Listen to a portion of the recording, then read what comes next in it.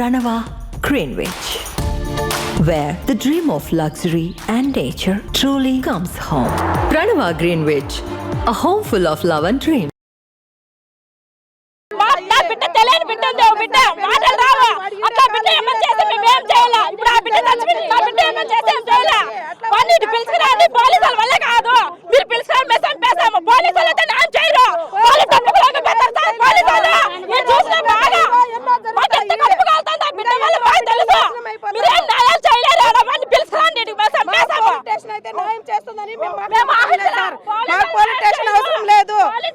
ఇక్కడే కావాలా లేదంటే పోలీసు వాళ్ళకే ఇక్కడ ఎన్కౌంటర్ చేయమనండి ఒప్పుకుంటాము లేదంటే వారికి తెచ్చి వదలమనండి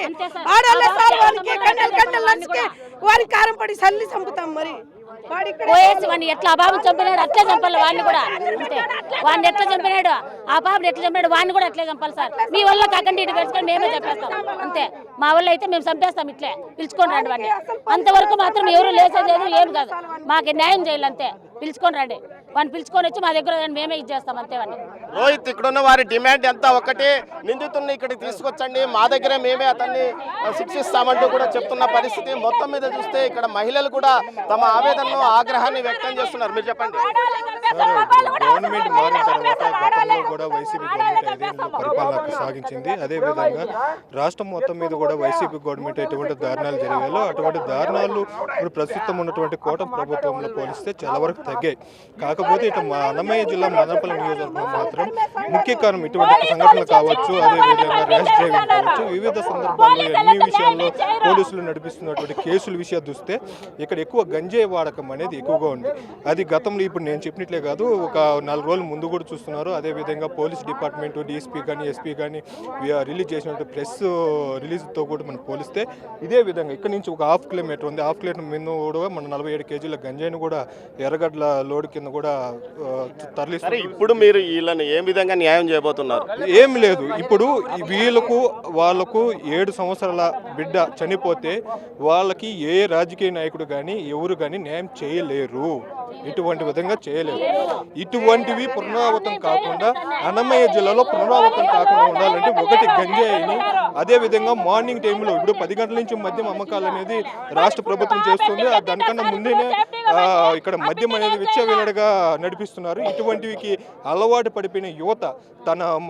మత్తు ఇదిలో ఎవరు ఏం చేస్తారో ఏం చేయబోతున్నారు అనేది ఎవరికి తెలియదు ఆ విధంగా ఈ గంజాయి మత్తులో కూడా వాళ్ళు ఇటువంటి దారుణాలకు పాల్పడుతున్నారు వయసుతో ఇది లేకుండా అదేవిధంగా ఈరోజు వీళ్ళు పోవాలంటే ఇటువంటి చర్య ఎక్కడ కూడా రాష్ట్రం కానీ దేశం కానీ ఎక్కడ కూడా పునరావృతం కాకుండా ఉండాలంటే ఇటు గంజాయిని అదేవిధంగా బెల్ట్ షాపులను నియంత్రిస్తూ అదేవిధంగా యువత మీద ప్రాధాన్యత ఇవ్వాలంటూ కూడా ఇక్కడ ఉన్నటువంటి తల్లిదండ్రులు ఆవేదన వ్యక్తం చేస్తూ తన బిడ్డ అయితే కోల్పోయింది తన బిడ్డను ఎవరు ఇవ్వలేరు ఇలాంటి సందర్భంలో ఏ బిడ్డకు అన్యాయము ద్రోహము చేయకుండా ఉండాలనే ఉద్దేశంతో వీళ్ళు పోరాటం చేస్తున్నారు తల్లిదండ్రులకి అయితే హ్యాట్సాప్ చెప్పొచ్చు అదేవిధంగా ఈ గంజాయి ఎక్కడైతే ఎక్కువగా అమ్ముతున్నారు ఇక్కడ మదనపల్లి కాన్స్టిట్యూషన్లో గంజాయి మీద ఉక్కుపాతం మొత్తం మీద గంజాయి వలన ఈ వ్యవహారం కొనసాగుతుంది అంటున్నారు ఈ ఆందోళనలో తల్లి కూడా ఉంది ఇక్కడ తల్లి నిరసనలో పాల్గొంది మనం అక్కడికి వెళ్ళే ప్రయత్నం చేద్దాం ముఖ్యంగా తన కుమార్తె చావుకు కారణమైన వీరిని కఠినంగా శిక్షించాలంటూ ఈ ఆందోళన చేస్తుంది మనం చూడవచ్చు పెద్ద సంఖ్యలో ఇక్కడికి స్థానికులు చేరుకున్నారు అదేవిధంగా ఏదైతే లారీలు ఆగిపోయాయి లారీల మీద ఒక ఫ్లెక్సీ కూడా ఋషిక ప్రియను